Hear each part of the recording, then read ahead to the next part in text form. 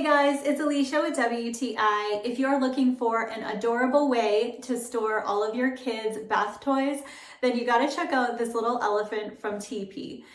So this is a two-piece storage caddy, and it is in the shape of this super cute elephant. And what's nice about this is that it has holes on the bottom for drainage. So you can throw the kids' bath toys in there after their bath, let it drain, and then you can just empty out that bottom piece.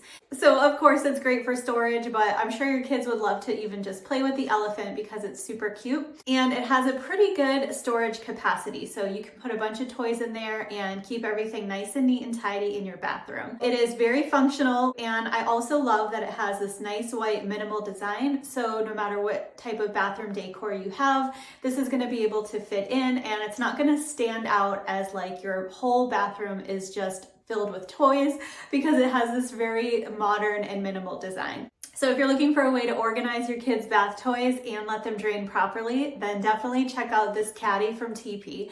That's my point of view.